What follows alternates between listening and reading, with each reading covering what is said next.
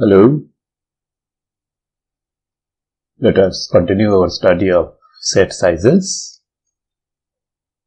So in the last lecture we have seen several examples of countable sets. Today we will look at examples of sets that are not countable. Okay. A set which is not countable is called an uncountable set, which is same as not countable.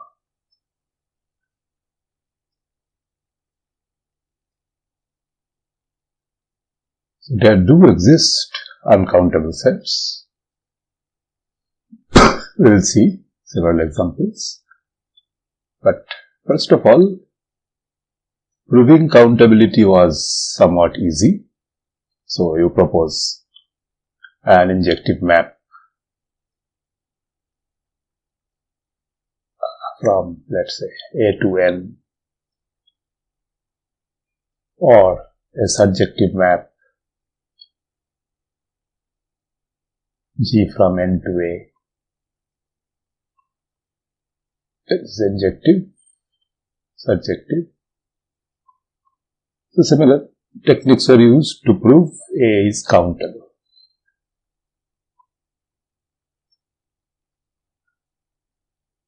Okay, but now if I want to prove that A is not countable, what do I have to show?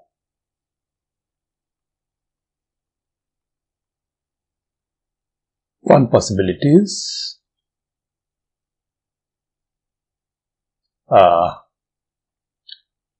you cannot have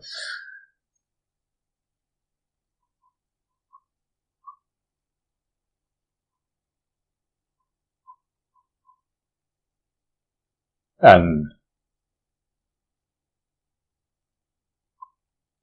injective map from A to N. This is one way of doing it. And there is yet another way.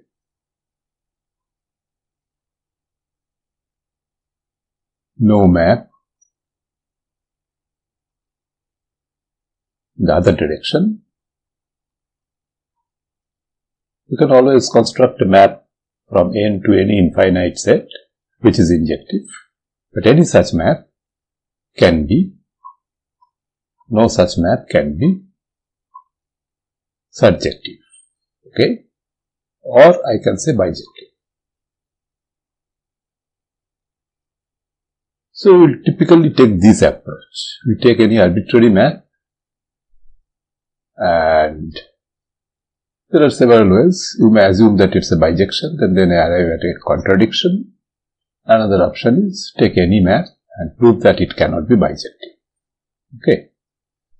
So a technique which is often used for proofs of this type is called the diagonalization argument,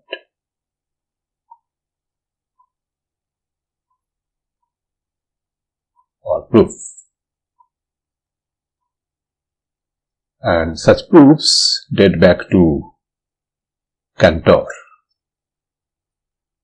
who was the first to study different types of infinities and raised an important question called the continuum hypothesis. I will briefly mention it at the end of today's lecture. So, our first result is that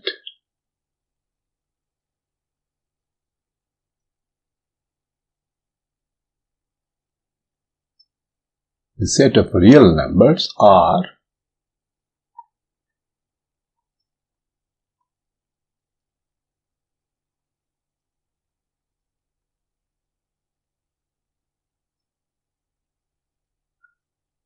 is uncountable.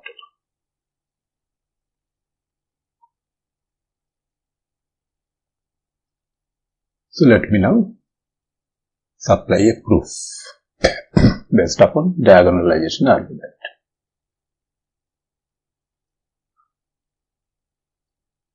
Okay.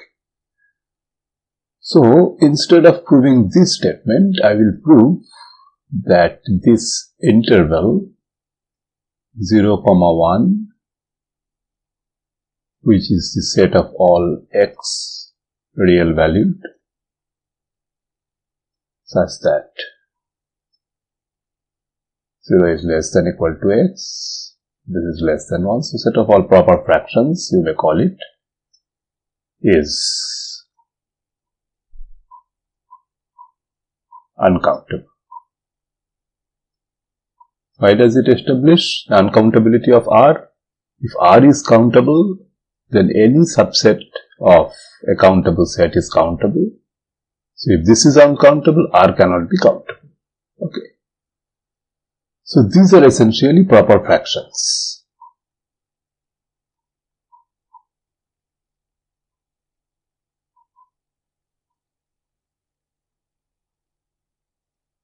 Now note that every such proper fraction can have a decimal representation of the form some decimal digit A2, A3, A4 and so on. So each AI is a decimal digit.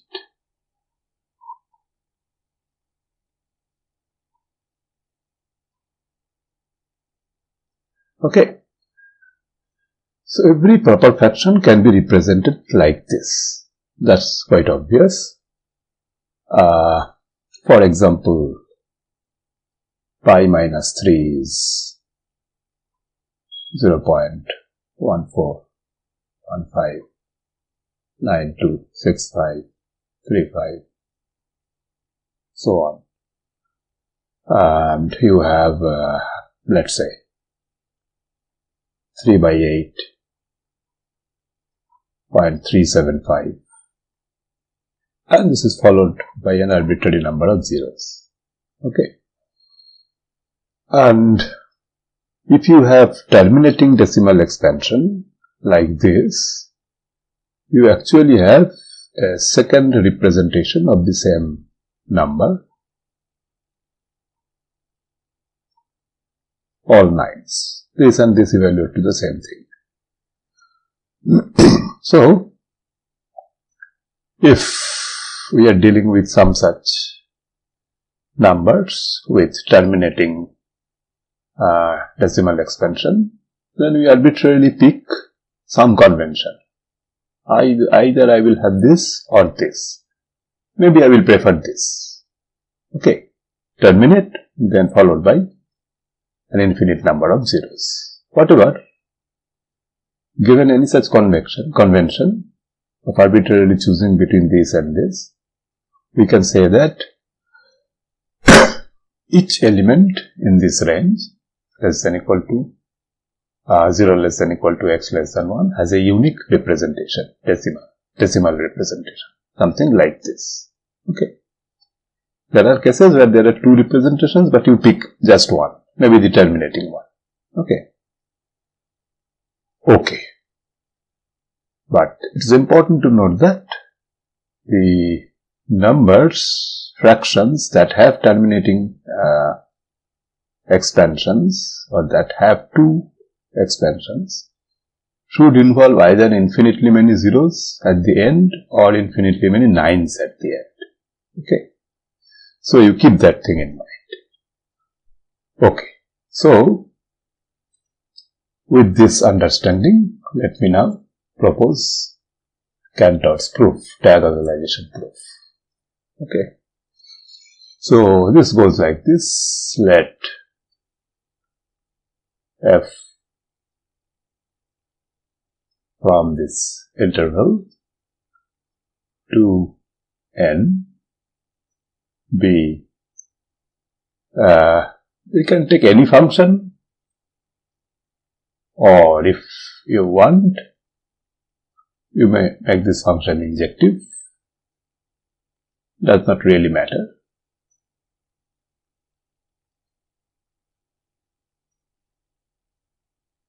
So we prove that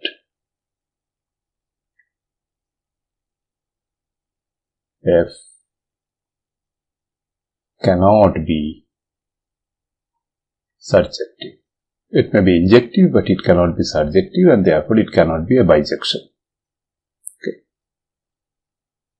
Which will show that this set has size strictly larger than the size of this set, which is the countable infinity, LF naught. Okay. So, okay, sorry, made a mistake. I made a mistake. It should be just the other way around.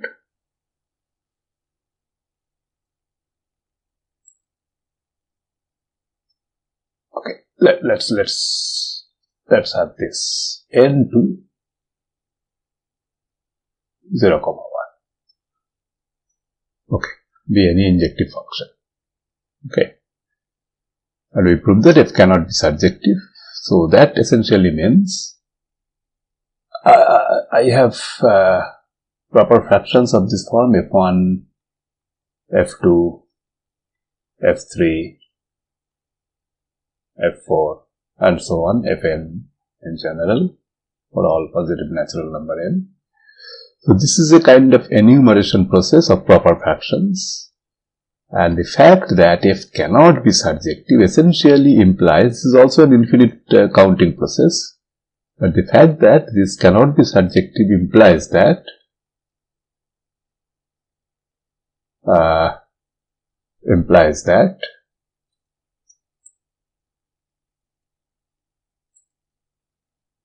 this cannot be an exhaustive listing of the elements of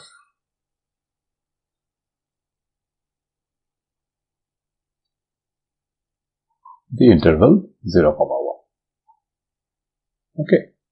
So no matter how you keep on enumerating elements from this, like f1, f2, f3, you are bound to miss at least one element of this set.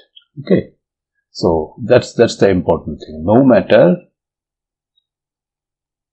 how we plan to enumerate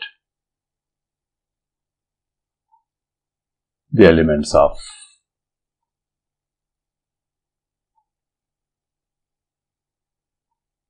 zero, 1, we are bound to miss at least one element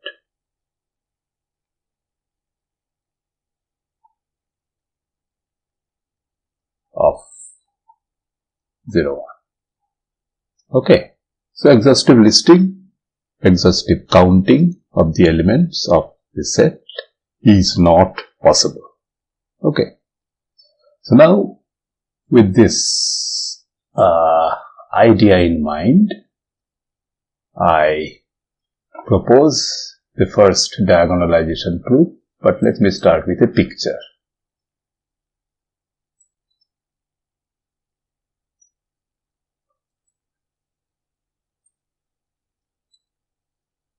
Let me go here. It is this picture. Okay. So,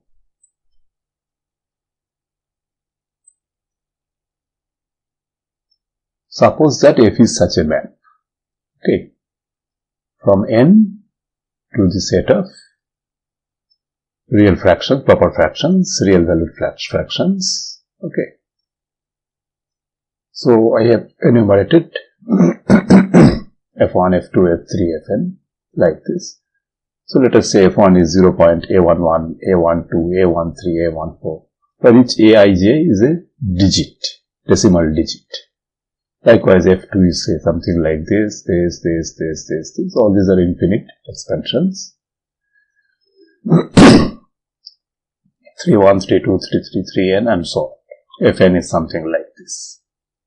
And given this listing, I can compute a proper fraction b as follows.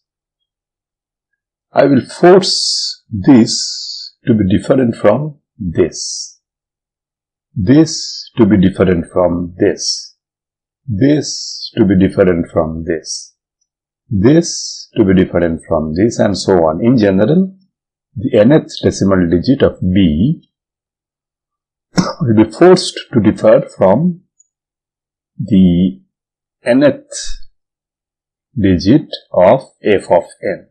Okay. So how? This is actually quite simple. For example, I can take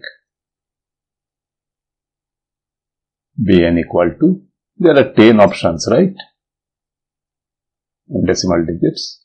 So 1, if n equal to 2 if n not equal to 2, or anything, any such thing. Okay. So this is the clean construction. If this is 2, I will take 1 here. If this is anything other than 2, I will take 2 here. Okay. So then, what do I have? This number b differs from f of 1 in this position. It differs from f2 in this position, second position. This differs from f3 in the third decimal position. In general, it differs from f of n in the nth decimal position. Okay. That essentially implies the number b constructed this way. This is also a, you can see, this is also a proper fraction, 0.1 or 2, 1 or 2, 1 or 2, 1 or 2, 1 or 2, and so on. So, also note that bn is non-terminating.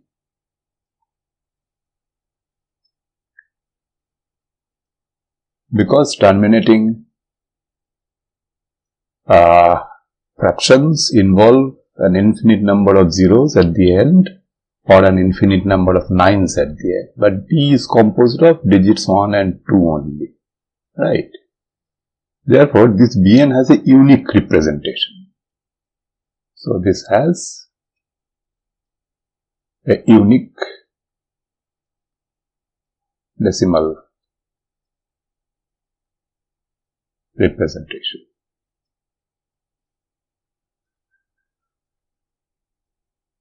Okay, and that is it. Whatever you see here, it is this representation. Moreover, bn is not equal to f1. bn is not equal to f2 because it differs from this. f2 it differs from this. f3 differs from this. Okay. f3 and in general fn for any n. That essentially implies that bn is not in the image of f, or if you want to write it this way, f of n. Not bn, b. b is not in the image of f. So, whatever your function f is, there is at least one integer, one fraction b, which is excluded from the image of f. Okay. So, whatever f you take, you cannot make this function surjective and therefore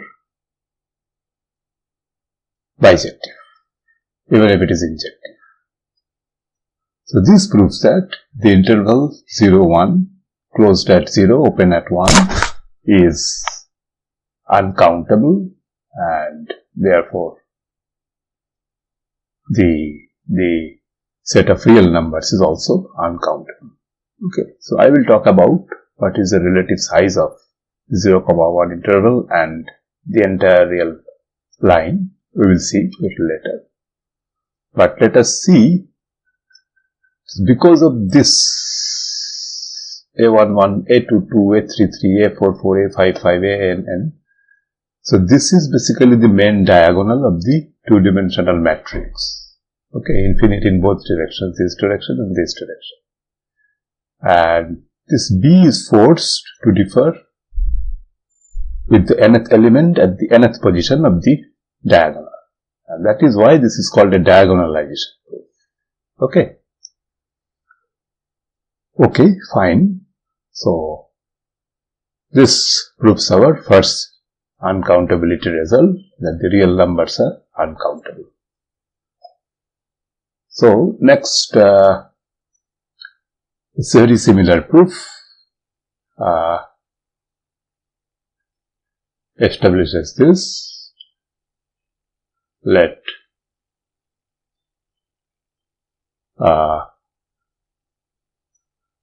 sigma be an alphabet. Alphabet is a list of symbols of size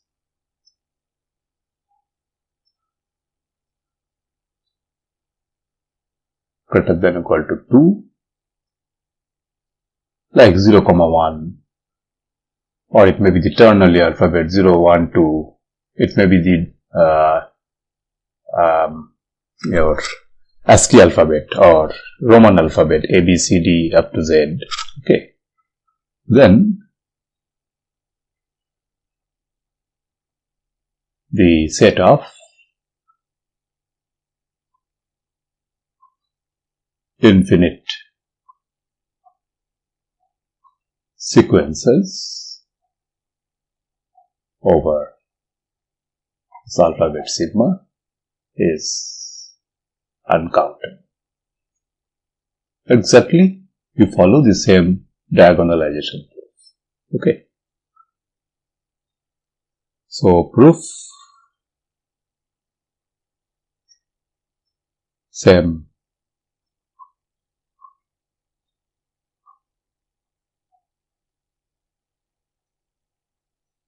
diagonalization proof works. Okay, in other words, F1 is a sequence. Now forget that 0 point, this thing. Some sequence like this, F2 is a sequence like this, F3 is a sequence like this, Fn is a sequence like this. Then I construct a sequence by forcing this to be different at this position, this to be different from this at this position, this to be different from this at this position, and so on. Okay. So, the same proof exactly shows that set of infinite sequences over sigma is uncountable. But if we look at finite sequences, it becomes countable. I will prove it later. Okay. The implication for this is that if we take any k greater than or equal to 2, maybe an integer,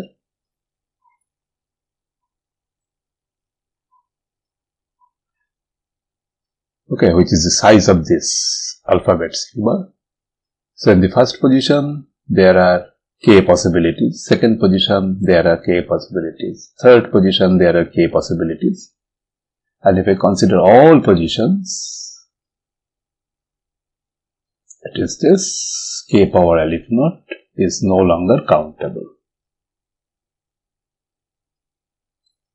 Okay. So, this is what we have already proved. Okay, so I will come to the exact size of the real numbers little later. Let us see another diagonalization proof. So, this is yet another important theorem.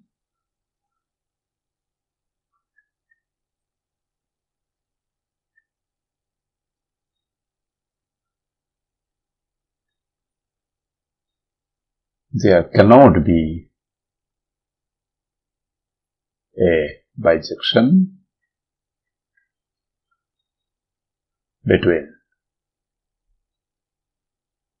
a set A and its power set.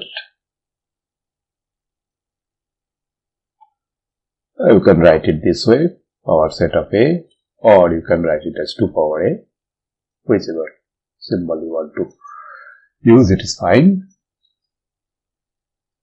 So, proof, let me first give you a algebraic proof, and then I will show why this is also a diagonalization argument. So, again, f from A to the power set of A, B, an injective function.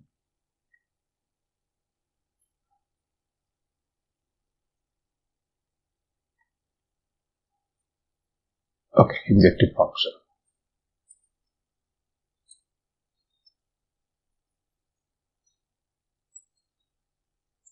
Okay, I will proceed by contradiction, so let it be a bijective function.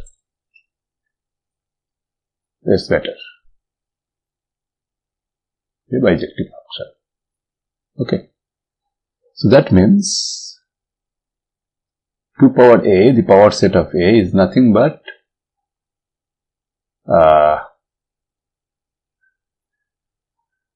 f of A, small a belonging to the set capital A, right? So now I construct a subset B of A by collecting those elements of A such that A does not belong to f of A. Okay. F is a function from A to power set. So, f of A is a subset of A. If A is not contained in that subset, I will include A in B. Otherwise, if A is in the subset f of A, capital A, then I will not include it. Okay. Now, let us see how this leads us to a contradiction. Okay. But since we assume that f is bijective, so there exists, so f is bijective, and in particular surjective, so there exists some A in A such that B is f of A. Right. Now let us see what contradiction this leads us to. So now we talk about whether A belongs to FA or not. Suppose that A belongs to f of A. Okay. This implies A belongs to B because B is equal to f of A. This in turn implies by the construction of B, I have taken only those A's such that A does not belong to f of A. Okay, so A in f of A implies A is not in f of A. Okay. Conversely, if I assume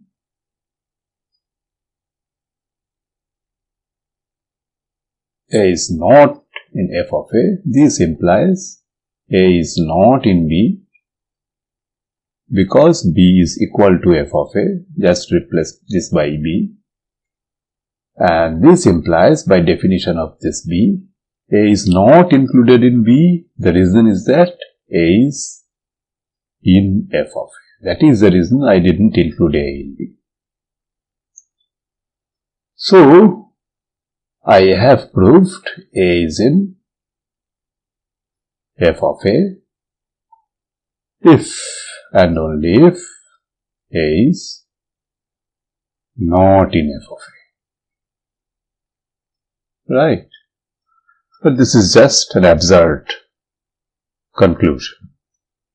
So this contradiction proves that no function f from a to 2 power a can be bijective. Okay. So this has two implications. You consider this map f from a to 2 power a that takes an element a to a. So this is a singleton set A is clearly injective, which implies the size of A is less than or equal to size of 2 power a. But no f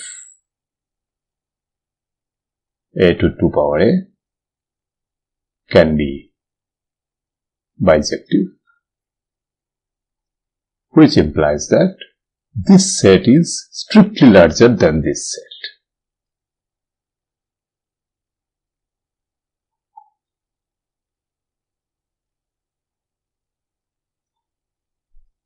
Okay. So now, in order to see why I call this a diagonalization proof, let me once again import a picture. Okay. So, but let me introduce a notation. Let B be a subset of A. Okay. So, by the characteristic function of B, denoted C sub B, it's a function from A to the set 0, 1. Okay. A and element A maps to 0 if A does not belong to B, 1 if A belongs to B. Okay. So, you convince yourself that if I am given this function, I can construct B uniquely. Conversely, if I am given B, I can construct this function uniquely. Okay. So, every subset of A is specified uniquely by its characteristic function. Okay, characteristic function like this. Okay. So, now with this understanding, let me show you why the second proof is also a diagonalization argument. Okay. So,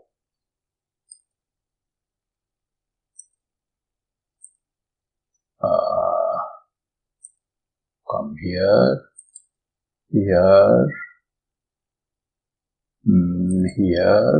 which picture? This one. Okay. Oops.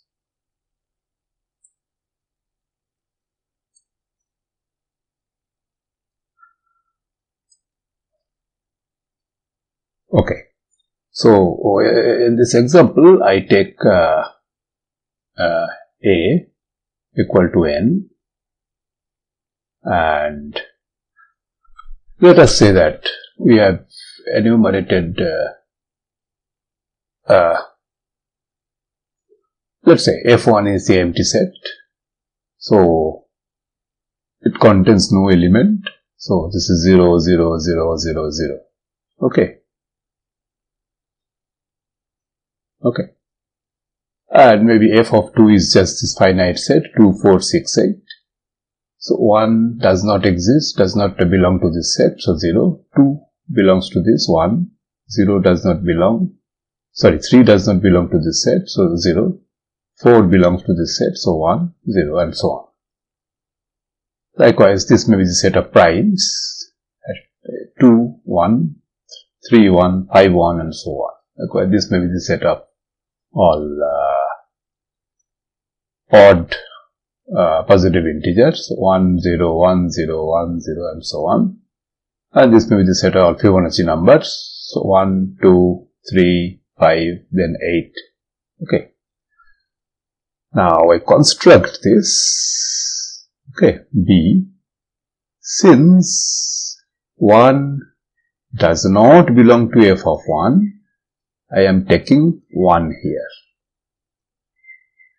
But 2 belongs to f of 2, so I am not including 2 in B. 3 belongs to f of 3, therefore I do not include 3 in B. 4 does not belong to f of 4, therefore I include 4 in B, and so on. So, this set will be 1, 4, and something else will come. Okay.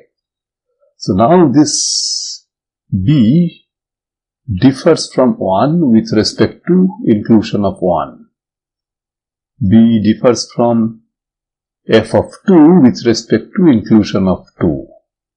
B differs from f of 3 with respect to inclusion of 3.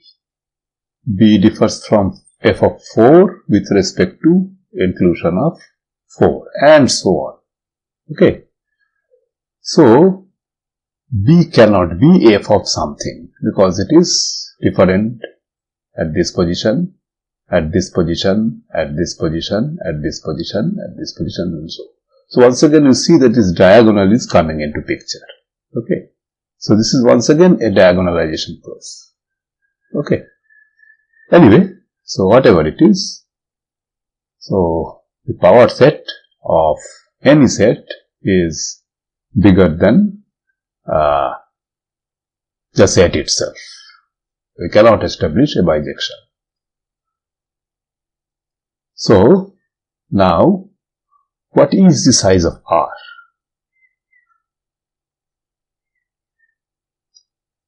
This is denoted typically as C, because it's derived from the word continuum. Okay. Continuum. Okay. So, and we have already established that C is greater than the size of, or greater than equal to the size of 0, 1, which is greater than LF naught.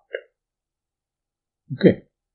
So, we have proved C is greater than LF naught. This is the countable infinity, and this is one particular uncountable infinity, that is the size of the real number. Now, I will show that this is, even though this is a tiny part of the entire infinite real line, the size of this is also equal to C. Okay. So, one thing is clear. Okay. So, maybe I will first propose a map F from non-negative real numbers to this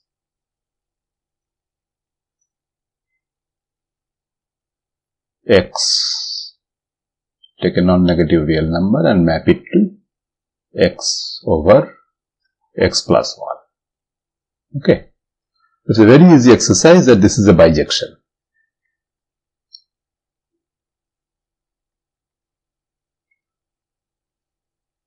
Okay. Easy exercise. I leave it to you.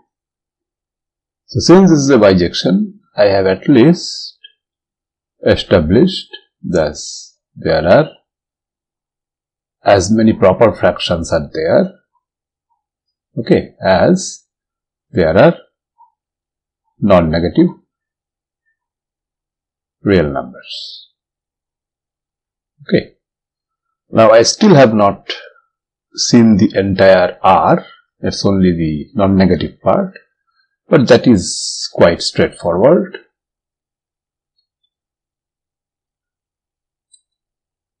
Okay. So, first of all, R greater than equal to 0 or greater than equal to, did I use greater than equal to 0? Yeah, greater than equal to 0 is fine. Is anyway a subset of R, and therefore this is less than equal to size of R. Now, if I can propose an injective map from this to this, then the other inequality sign will also hold. So I consider this map R to R greater than equal to 0. Okay. So we use a very similar construction. X maps to x over x plus 1 if x is greater than equal to 0. Otherwise, I will again use the same construction, minus x plus 1, but then just shift this by 1 if x is less than 0. So, this maps this entire thing to the interval 0, 1, and this is a similar thing, 0, 1, but once you shift it, it will be 1, 2. Okay. So, G is injective. It is not surjective, but it need not be. This is an injective map. The inclusion map is injective.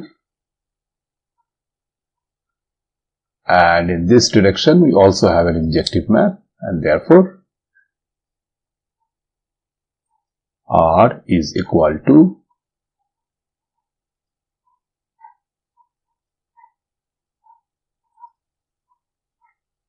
okay. So then this unit interval contains as many real numbers as there are in the entire real line, and that number is the continuum C. Okay. Okay. So that's again interesting. A small bounded interval contains exactly as many numbers as an unbounded infinite set like R. Okay. But anyway, playing with sizes of infinite sets is obviously very tricky. In fact, we in a sense have established that not very formally, but the relation between C and LF naught is 2 power LF naught is C, because again you may concentrate on this interval, and this time instead of considering decimal expansions, consider binary expansions. Okay. So every proper fraction has some expansion of that form 0, 1, 1, 0, 1, 0, 0, 1, something like that. Okay. And so there are 2 possibilities here, 2 possibilities here, 2 possibilities here, but you will eventually get all the elements here. So 2 power LF naught is C. There is only one problem.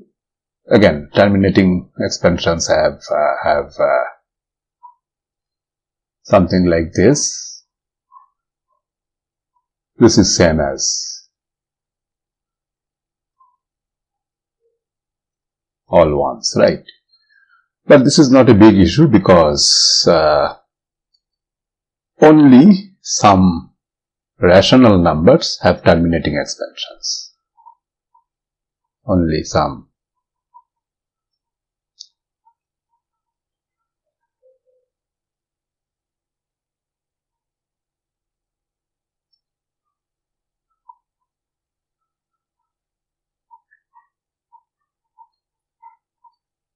whether it is in the binary world or in the decimal world. So, but we know that rational numbers are already countable. Okay. So, you subtract a countable number from an uncountable number, it becomes essentially the same. So, essentially this is the proof that 2 power L if naught is C. Okay.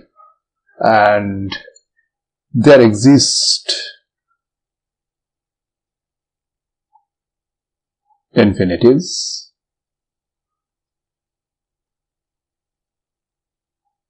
larger than C. Why? Because, for example, if I consider the power set of R, and the size of that is nothing but 2 power C, and we have already proved that this has to be greater than C. And then if I consider the power set of this, so 2 power C, that is greater than 2 power C, greater than C. So this already gives you an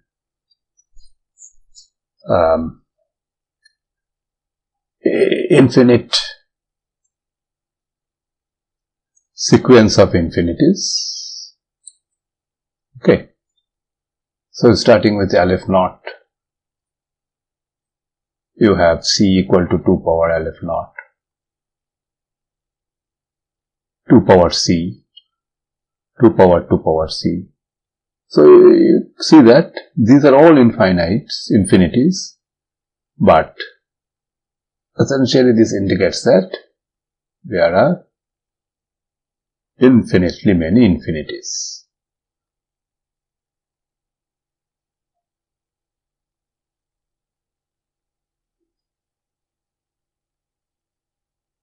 But this infinitely is actually the countable sets. Because this process is a countable process, right? Start with something, in the next step, in the next step, in the next step, step 1, step 2, step 3, step 4. Okay. So, at least you can see countably many infinities. So, obvious question now is, are there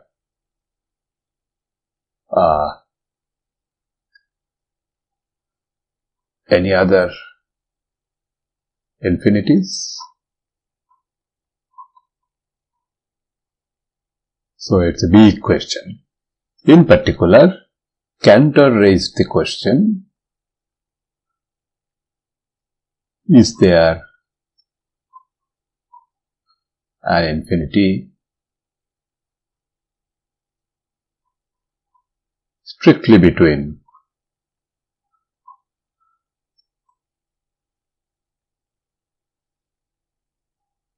L if naught, the countable infinity, and C, the size of the continuum, real line. Okay. And maybe I just switch to another slide. So, does there exist an infinite set whose size is strictly between the set of real numbers and the set of natural numbers or rational numbers, whatever you call? So, there is a famous hypothesis which is called the continuum hypothesis,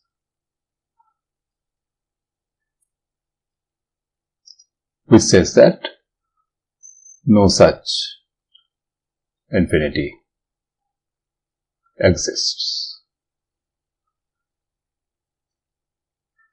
Okay. Cantor hypothesized this and tried to prove it, but could not prove it, and got mental depression and all that stuff.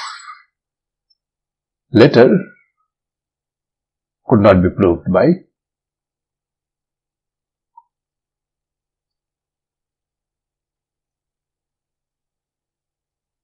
Cantor.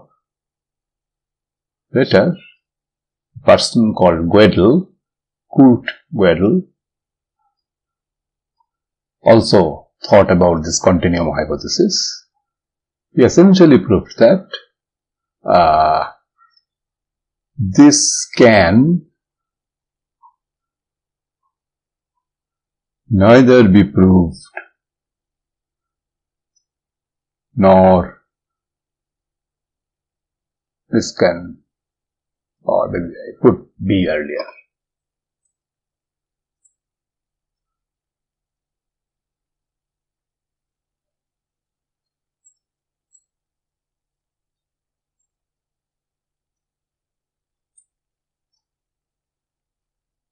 Okay, this can be neither proved nor disproved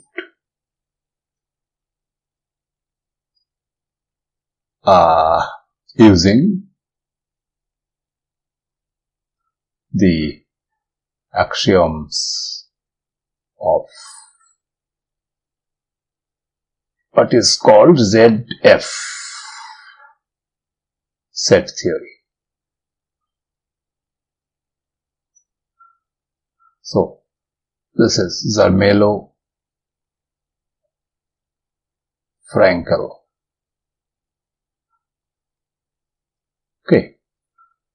And there is another axiom which is called axiom of choice, which is actually equivalent to many other axioms like Zorn's lemma, Hausdorff maximum principle, well ordering principle, and there are many things. So, even if you add the extra axiom, the axiom of choice.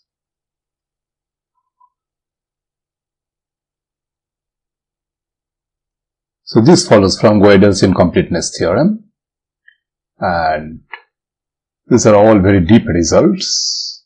So under the Zermelo-Frankel set theory, even if we add axiom of choice or any equivalent form of it, you can neither prove nor disprove the continuum hypothesis. Okay, it's a very stunning result, but Gödel's proof effectively, I would say, says this thing about the continuum hypothesis. There may exist an infinity between Aleph naught and C. There may be no such infinity, and it requires some extra axioms or some other things. Okay, it's not so easy to prove. Anyway, so here you have seen several examples of uncountable infinities, real line intervals, and even bigger infinities than the set of real numbers. Okay. So in the next class, we will study why this countability versus uncountability business is important for computer scientists. Okay, so till then, goodbye. See you.